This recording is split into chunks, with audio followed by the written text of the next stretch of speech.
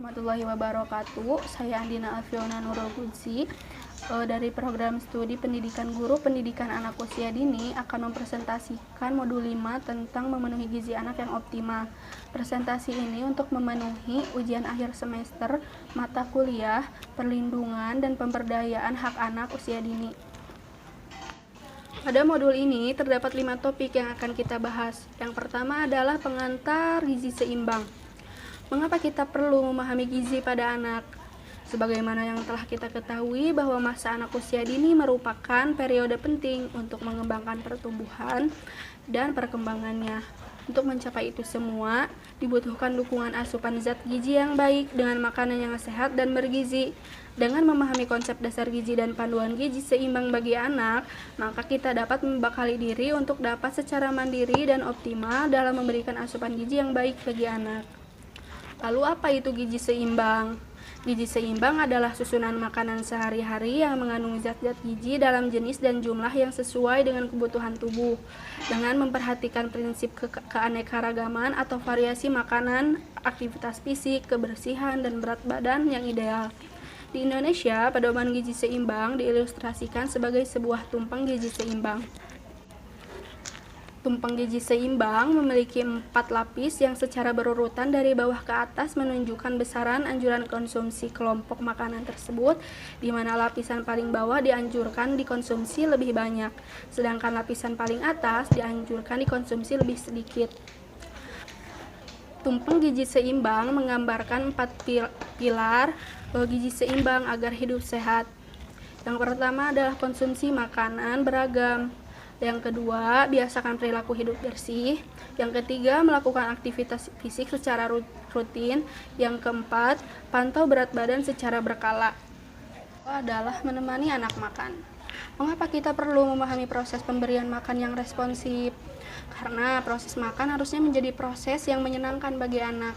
Karena proses ini tidak hanya untuk memenuhi asupan gizi bagi fisik, akan tetapi juga dapat menjadi proses belajar dan menstimulasi perkembangan anak. Tentunya kendala sering hadir dalam proses ini. Dengan memahami topik ini diharapkan kita mampu memahami proses makan anak dan apa yang harus dilakukan saat mengalami kendala seperti anak yang sulit makan, anak yang mau makan tapi hanya makanan tertentu, lalu anak yang mau makan jajanan saja, anak yang suka melepeh makanan, dan juga memberi makan kepada anak ketika sakit. Tentunya kita harus membuat suasana makan yang menyenangkan. Nah, jadi yang diperlukan untuk memberi makan pada anak adalah kesabaran dan aktivitas makan yang menyenangkan. Ketiga adalah menyusun belanja makanan.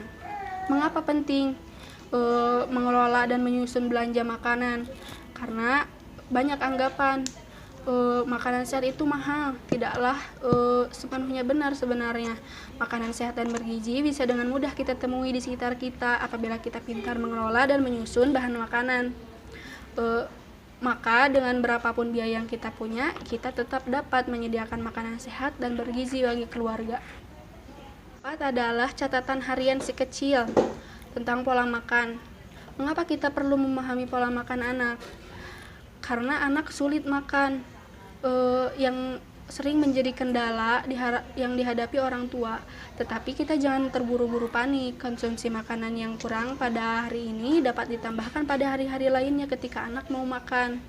Nah, untuk memantau bagaimana pola makan anak dan apa yang sekiranya perlu menjadi perhatian di hari berikutnya, kita dapat mencatat apa saja yang dikonsumsi anak setiap hari.